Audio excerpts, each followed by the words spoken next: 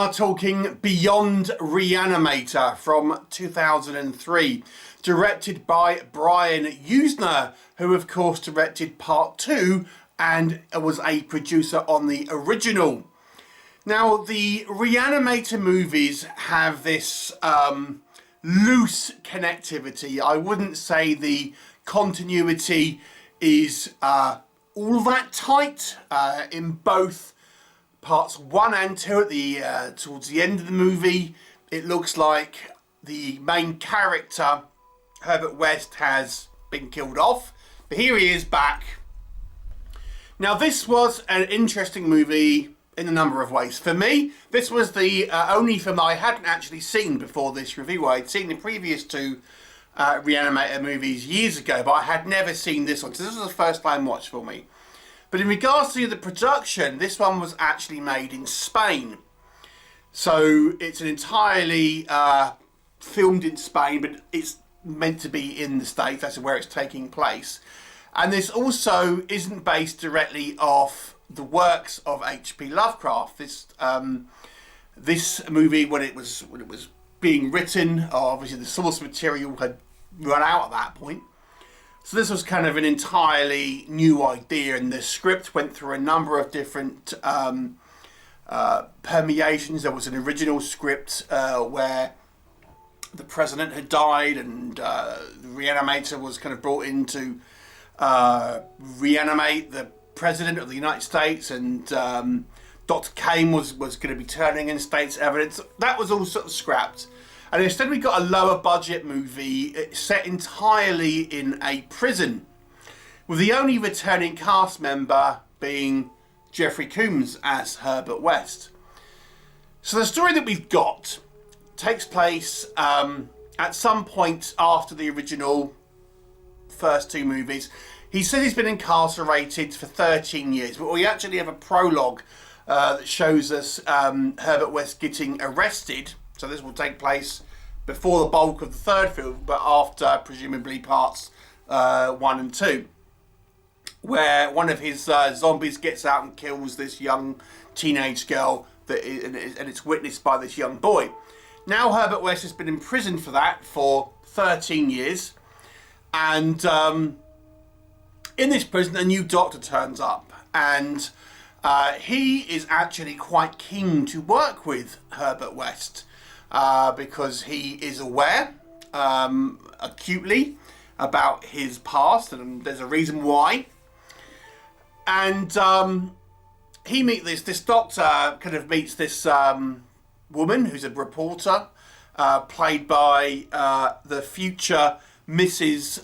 Chris Hemsworth, and they start to strike up a romance. At the same time, this kind of younger doctor ends up kind of helping Herbert West to once again start his kind of research.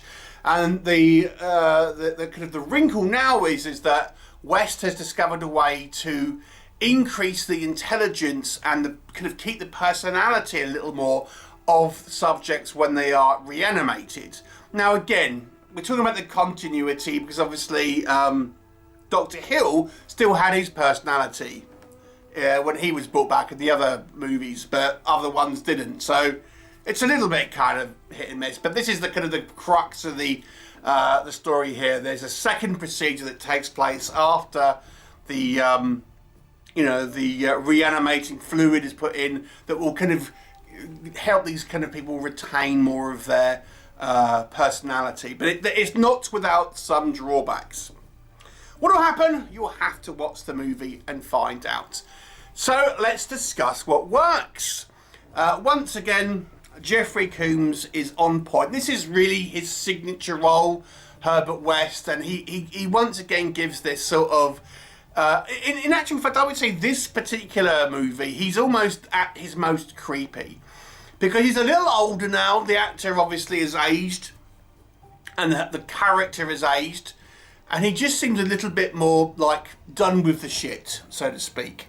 The previous two movies, he was a little bit more excitable. Here he's a little bit more sort of reserved and quiet, but it gives him more of a creepier quality to him.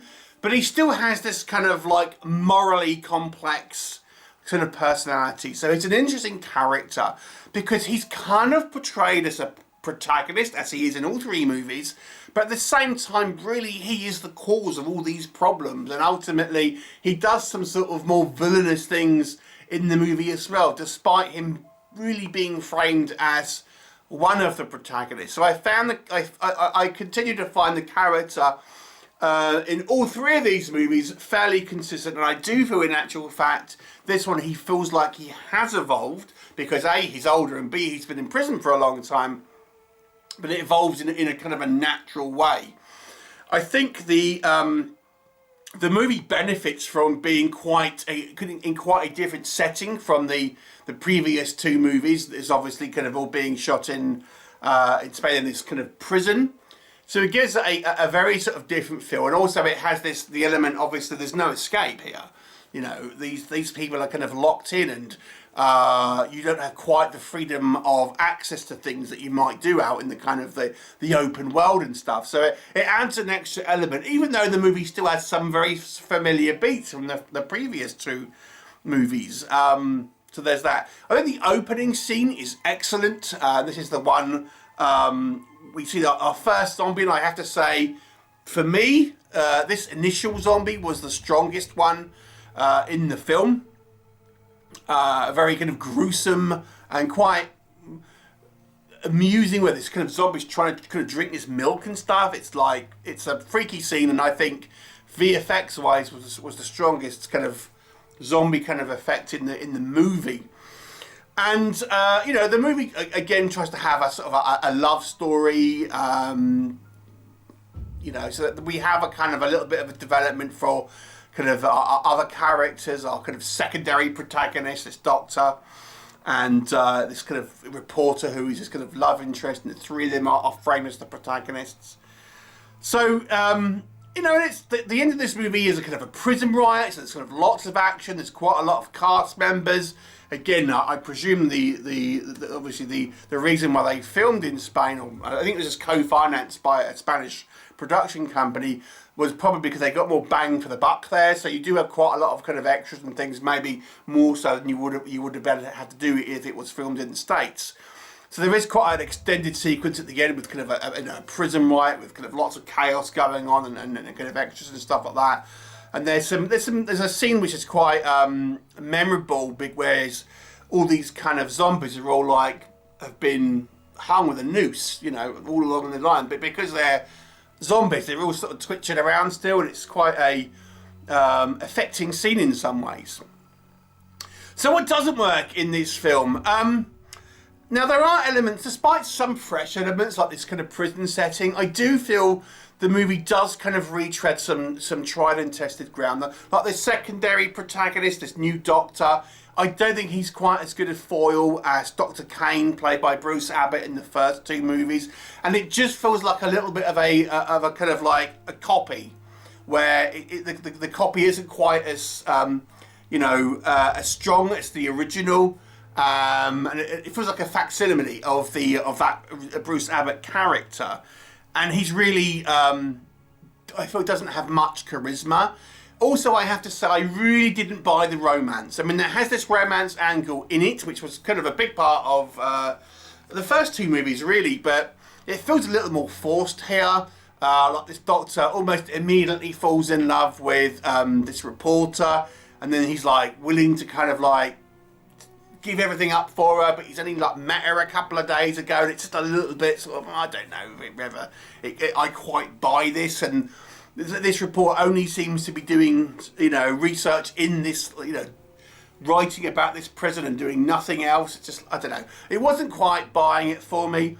I think we have our main antagonist, and this one is the prison warden, and again he's a pale imitation of the Dr. Hill character from the first two movies, and he's a little bit more kind of goofy, and again not as memorable.